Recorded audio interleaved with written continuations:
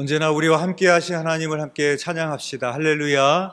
아멘. 오늘도 하나님께 소망을 두며 예배하신 여러분들을 사랑하고 축복합니다. 항저우 아시안 올림픽이 오늘로써 폐막을 하게 됩니다. 올림픽 종목 중에 우리나라의 효자 종목으로 불리는 종목이 있죠. 뭐죠? 어떻게 하셨어요? 네. 이 양궁이 변수가 많은 종목입니다. 그래서 양궁은 좀 특별한 훈련을 많이 한다고 합니다. 예를 들어서 상대팀 나라에서 경기를 치를 때 일방적인 응원과 함성에도 멘탈이 흔들리지 않기 위해서 야구장에서 수많은 관중들이 함성을 지르는 가운데 활을 쏘는 훈련을 하기도 하고요. 또한 다른 종목들은 비가 오면 경기가 우천으로 연기가 되기도 하지만 양궁은 비가 와도 경기를 진행하는 종목입니다. 따라서 양궁 선수들은 비바람이 오는 상황을 대비한 훈련을 해야 됩니다. 한국 영화 중에 박해일 씨가 주연한 최종병기 활이라는 영화가 있습니다. 이 영화에서 주인공이 적장을 향해서 화살을 쏘는 장면이 있습니다. 그때 명대사가 있죠. 바람은 계산하는 것이 아니라 극복하는 것이다. 그렇게 말합니다. 근데 이거는 실제로 틀린 말입니다. 영화니까 하는 말이지 실제로는 화살이 바람을 극복하지 못합니다. TV에서 양궁 경기하는 것을 보시면 화살이 날아가는 장면을 슬로우 모션으로 보여줄 때가 있습니다. 화살이 직선으로 날아가는 것이 아니라 포물선을 그리며 날아갑니다. 화살이 흔들림 없이 날아가는 것이 아니라 화살이 좌우로 엄청나게 흔들리며 날아가는 것을 보셨을 겁니다. 그래서 비바람이 부는 상황에서 화살을 쏠 때에는 5조준을 해서 쏴야 됩니다. 비가 오면 대개 화살이 7m 정도를 날아가면서 비의 무게에 방향이 처진다고 합니다. 그래서 그 무게를 감안해서 조준점을 관역 위쪽으로 옮겨서 발사를 하는 것입니다. 그러니까 애초에 일부러 틀리게 겨냥하는 방법입니다. 그런데 짐짓 겁을 먹고 소심해지거나 자신을 믿지 못하면 화살은 바람을 이기지 못하고 잡아먹히고 말아버립니다. 양궁은 거센 비바람 속에서 자신을 믿고 과감하게 틀려야 이기는 스포츠입니다. 이것은 양궁의 경우만 그런 것이 아니죠. 골프의 경우도 마찬가지입니다. 골프에서 마지막 퍼팅을 할 때 홀컵을 겨냥해서 퍼팅을 하는 것이 아니라 그린의 경사를 계산해서 다른 방향을 향해 퍼팅을 합니다. 골프도 5조준을 해야 이기는 경기입니다. 이번 항저우 아시안게임에 한국 양궁 남자 선수 중에 사람들의 주목을 끄는 선수가 있었습니다. 주재훈 선수입니다. 주재훈 선수는 한국 수력 원자력에서 청원 경찰로 근무하면서 양궁 동호회 활동을 하면서 국가대표로 발탁이 됐습니다. 올림픽 양궁 경기를 보시면 지난번에 한국 대표로 나왔던 선수가 이번에도 또 나오는 경우는 드뭅니다. 그만큼 경쟁이 치열하기 때문에 그렇습니다. 그래서 올림픽 경기보다 한국 국가대표 선발전이 더 어렵다라는 말이 나옵니다. 그런데 거기서 동호회 출신이 국가대표가 되었다라는 것은 기적 같은 일인 겁니다. 주재훈 선수는 2016년부터 동호회에서 활을 잡았는데 직장에서 퇴근을 하면 하루에 2-3시간씩 활을 쏘며 연습을 했고 5수 끝에 국가대표로 발탁이 되었습니다. 보통 국가대표로 발탁이 되기 위해서는 일명 엘리트 출신들이 국가대표가 되는 겁니다. 여기서 엘리트 출신이란 어렸을 때부터 활을 쐈고 이름이 있는 체육대학을 나와서 유명한 코치 밑에서 훈련을 받고 태릉 선수촌에서 자기와 실력이 대등한 선수들과 함께 훈련을 한 선수들을 말합니다. 그렇게 엘리트 코스를 밟은 선수들도 국가대표가 된다는 것은 하늘의 별 따기와도 같습니다. 근데 이에 비하면 주재인 선수는 성인이 되어 활을 쏘기 시작을 했고 동호회 출신에 불과합니다. 주재현 선수가 메달을 따고 인터뷰에서 소감을 밝힐 때 특별히 아내에 대한 고마움을 표현을 했습니다. 왜 그렇게 했습니까? 엘리트 출신들도 국가대표가 되기 어렵고 메달 따기도 어려운데 직장을 다니며 동호회 출신으로서 국가대표와 메달에 도전하겠다라고 하는 것은 누가 봐도 잘못된 선택이요, 누가 봐도 잘못된 길이요, 누가 봐도 인생의 우조준처럼 보이기 때문인 것입니다. 그러나 아내는 남편의 선택을 믿고 기다려 주었고 주재훈 선수는 마침내 한국 국가대표가 되어서 메달을 따내었습니다. 오늘 본문인 히브리서 11장을 믿음장이라고 부릅니다. 믿음장인 히브리서 11장에서 믿음을 이렇게 정의합니다. 히브리서 11장 1절의 말씀입니다.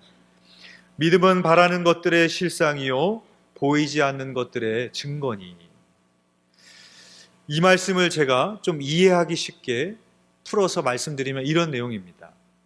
믿음이란 아직 일어나지 않은 일이지만 일어날 것에 대하여 갖는 확신이요, 믿음이란 육체의 눈으로는 볼 수 없지만 믿음의 눈으로 보면 실제로 존재하는 실체가 되게 하는 능력이라고 말씀하는 겁니다.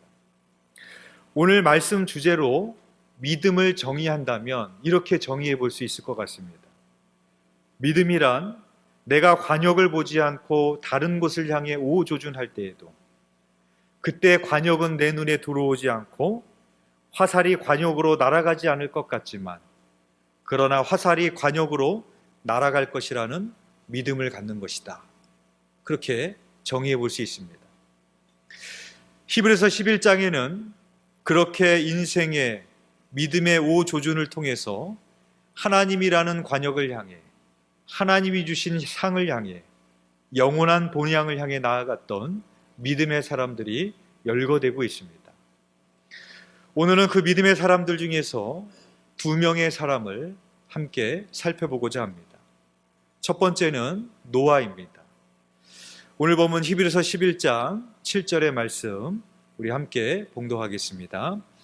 믿음으로 노아는 아직 보이지 않은 일에 경고하심을 받아 경외함으로 방주를 준비하여 그 집을 구원하였으니 이로 말미암아 세상을 정죄하고 믿음을 따르는 의의 상속자가 되었느니라. 아멘. 이 말씀에 보면 아직 보이지 않는 일에 경고하심을 받았다라고 말하고 있습니다. 히브리서 11장 1절에서 믿음은 보이지 않는 것들의 증거라고 말했습니다. 그러니까 노아는 아직 보이지 않은 일에 대하여 믿음의 눈으로 보았다라는 겁니다. 그래서 오늘 살펴보려고 하는 두 명의 인물인 노아와 아브라함의 공통점이 있는데 이 두 사람은 아직 보이지 않는 것을 실체처럼 믿음의 눈으로 바라보았던 사람들입니다. 하나님께서 노아에게 방주를 만들라고 하신 것은 인간의 생각으로는 도저히 납득할 수 없고 이해할 수 없는 일이었습니다. 먼저 하나님께서 만들라고 하신 방주의 크기를 계산해 보면 축구장의 약 1.5배의 크기에 달한다고 합니다. 더군다나 배를 짓기 위해서는 산에서 나무를 해다가 지어야 했습니다. 그 당시에는 오늘날처럼 편리한 도구들이 없었을 때였습니다. 혼자서 방주를 지어야 했던 노아는 1년, 2년이 걸리는 공사가 아니라 120년이 걸리는 공사를 통해 방주를 완성하게 됩니다. 또한 배를 만들기 위해서는 바닷가 근처에서 만드는 것이 상식입니다. 그런데 노아는 바닷가에서 멀리 떨어진 육지에서 지어야 됐습니다. 그리고 노아의 시대 사람들은 아직 비를 본 적이 없습니다. 창세기에 보면 노아의 홍수 이전에는 비가 오지 않았고 지면에서 수증기가 올라와 지면을 적셨다라고 기록하고 있습니다. 그러니까 노아는 비가 언제 올지 모르고 방주를 지었습니다. 비를 본 적도 없고 언제 올 줄도 모르고 또 혼자서 그렇게 오랫동안 그렇게 거대한 방주를 육지에서 만들고 있는 노아의 모습을 상상해 보십시오. 그 노아를 바라봤던 사람들이 어떻게 했겠습니까? 두말할 나위 없이 제정신이 아니고 미쳤다라고 했을 겁니다. 노아는 인생에 완전한 오조준을 했습니다. 전혀 본 적도 없는 것에 보이지도 않는 일을 향해서 자신의 인생의 화살을 날렸습니다. 왜 그렇게 했습니까? 이유는 한 가지입니다. 하나님이 말씀하셨기 때문이었습니다. 아브라함도 마찬가지입니다. 오늘 보면 히브리서 11장 8절의 말씀 우리 함께 봉독하겠습니다. 믿음으로 아브라함은 부르심을 받았을 때 순종하여 장래의 유업으로 받을 땅에 나아갈새 갈 바를 알지 못하고 나아갔으며. 아멘. 창세기 12장에 보면 아브라함의 나이 75세가 되었을 때 하나님의 말씀이 아브라함에게 임하게 됩니다. 내 아비 본토 친척집을 떠나 내가 내게 보여줄 땅으로 가라 말씀하십니다. 우리가 교육열이 높은 한국 땅에서 살아가다 보니까 어렸을 때부터 오답이 아닌 정답을 골라내야 되는 훈련을 하면서 우리는 살았습니다. 그래서 그런지 시험지뿐만 아니라 우리의 인생에도 오답이 아닌 정답을 잘 선택하며 우리는 그렇게 살려고 합니다. 우리가 생각하는 인생의 정답은 뭡니까? 어렸을 때부터 열심히 공부를 해서 되도록이면 인류대학을 가야 되고 그 이후에는 안정적이고 사람들에게 인정받는 보수가 많은 직장을 얻어야 되는 것이고 그 다음에는 가문이 좋고 능력이 좋고 외모가 출중한 배우자를 만나는 것입니다. 그런데 이러한 길을 가지 않으려고 했을 때 그리고 이러한 길을 가지 못할 때 우리는 마치 그것이 인생의 오답인 것처럼 우리는 기피하게 됩니다. 아브라함의 나이가 75세였습니다. 그 당시 수명과 오늘날의 수명은 달랐겠지만 사람의 나이 75세가 되면 안정을 취하려고 하지 무언가 새로운 것에 도전하지 못하는 나이입니다. 사람 나이 75세가 되면 이제 그곳에서 삶의 기반이 다 잡혀 있는데 그 삶의 기반을 버리고 미지의 땅을 향해서 새로운 것에 도전한다라는 것은 쉽지 않은 일입니다. 오늘날로 말하자면 내려놓음이라는 책을 쓰신 이용규 선교사님은 하버드대 출신이었습니다. 하버드대를 나온 사람이 갑자기 하나님의 부르심에 순종하여 모든 것을 내려놓고 몽골 땅으로 가겠다고 한다면 그것은 사람의 눈으로 봤을 때 인생의 오조준처럼 보일 것입니다. 그러나 믿음의 사람들이 그러한 인생의 오조준을 할 수 있었던 이유는 무엇이겠습니까? 그것은 하나님의 말씀 때문이요 하나님의 부르심에 순종하기 위함이었던 것입니다. 그 순간에는 나의 선택이 완전히 잘못된 오조준처럼 보이겠지만 결국에는 그것이 내 인생의 가장 완전한 길임을 믿기 때문인 것입니다.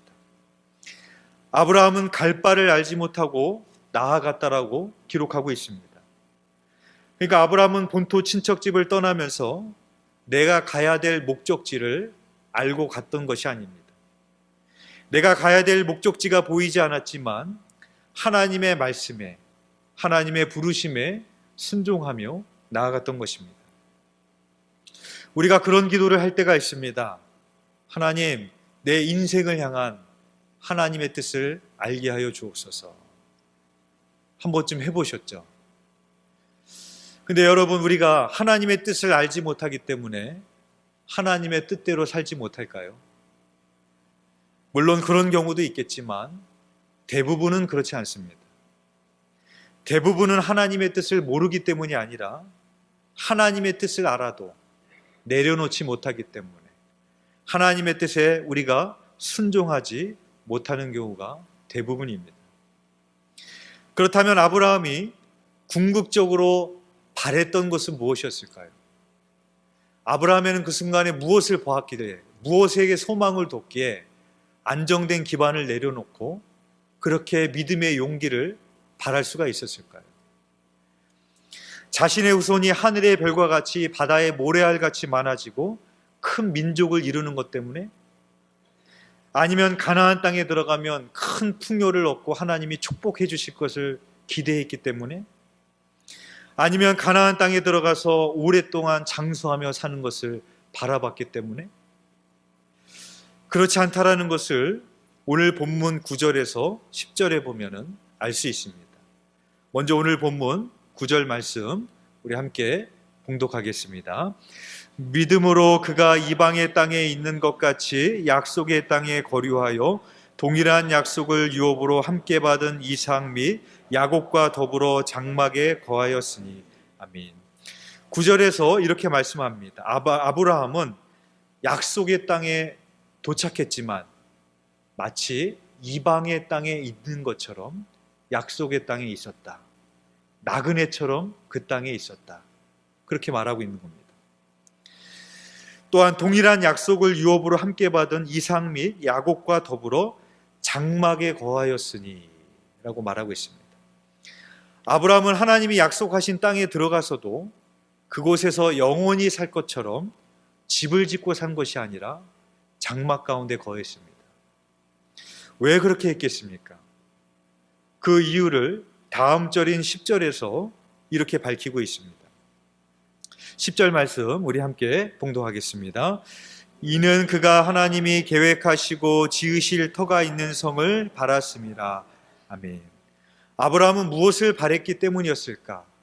즉 하나님이 계획하시고 지으실 터가 있는 성을 바랬기 때문이라는 겁니다. 이것을 다른 말로 한다면 14절에서 16절에는 이렇게 말씀을 합니다. 제가 봉독하겠습니다. 그들이 이같이 말하는 것은 자기들이 본향 찾는 자임을 나타냅니다. 그들이 나온 바 본향을 생각했더라면 돌아갈 기회가 있었으려니와 그들이 이제는 더 나은 본향을 사모하니 곧 하늘에 있는 것이라. 이러므로 하나님이 그들의 하나님이라 일컬음 받으심을 부끄러워하지 아니하시고 그들을 위하여 한 성을 예비하셨느니라 라고 말씀하고 있습니다. 즉 아브라함이 바랬던 것은 이 땅의 가나안 땅이 아니었습니다. 궁극적으로 그가 바랬던 것은 더 나은 본향이었고 하늘에 있는 성이었습니다. 아브라함은 약속의 땅에 들어가서 집을 짓고 살지 않았을 뿐만 아니라 농장도 짓지 않았고 어떤 동맹도 맺지 않았습니다. 그러니까 아브라함이 아비보톡 친척집을 떠나라는 하나님의 말씀에 순종할 수 있었던 이유는 내가 이 말씀에 순종하면은 더 축복해 주겠지, 내가 하나님의 말씀에 순종하면 더 많은 물질을 주시겠지, 건강도 주시겠지, 이러한 이유가 아니었다라는 겁니다. 아브라함이 그렇게 했던 이유는 무엇이겠습니까? 아브라함이 원했던 한 가지가 있습니다. 그것은 바로 다윗이 원했던 한 가지와 동일합니다. 시편 27편 4절의 말씀입니다. 내가 여호와께 바라는 한 가지 일 그것을 구하리니 곧 내가 내 평생에 여호와의 집에 살면서 여호와의 아름다움을 바라보며 그의 성전에서 사모하는 그것이라 라고 말하고 있습니다. 다윗이 바랬던 한 가지는 무엇입니까? 이스라엘의 왕이 되는 게 아니었습니다. 부강한 나라를 만드는 게 아니었습니다. 그가 원했던 한 가지는 내 평생에 여호와의 장막에 살면서 여호와의 성에 살면서 여호와의 아름다움을 바라보는 것이 다윗의 궁극적인 한 가지 소원이었습니다. 아브라함도 마찬가지였습니다. 아브라함이 바랬던 한 가지 일은 이 땅에서 영원한 집을 짓고 오랫동안 살면서 풍요를 누리는 것이 궁극적인 아브라함의 바람이 아니라 내 평생에 하나님이 예비하신 성에 살면서 하나님의 아름다움을 바라보는 것, 그것이 아브라함의 궁극적인 소원이었습니다. 아브라함이 하나님의 말씀에 순종할 수 있었던 이유는 하나님이 우리에게 주시고자 하는 이 세상의 부수적인 복 때문이 아니라 하나님이 그 인생의 관역이었고 하나님이 그 인생의 표대였고 하나님이 그 인생의 목표였기 때문이었습니다. 아브라함은 복을 쫓아가서 축복을 받은 인생이 아닙니다. 아브라함은 복이 되신 하나님을 쫓아갔기 때문에 복이 되는 인생이 되었던 것입니다. 어떤 사람이 과감하게 믿음의 오조준을 할 수 있겠습니까? 내가 원하는 한 가지, 그것이 하나님인 사람만이 하나님을 향해서 과감하게 믿음의 오조준을 할 수 있습니다. 바라기는 인생의 비바람이 부는 상황이 올 때에도 하나님을 향하여 믿음의 오조준을 하실 수 있는 복 있는 사람 되시기를 주님의 이름으로 축복합니다.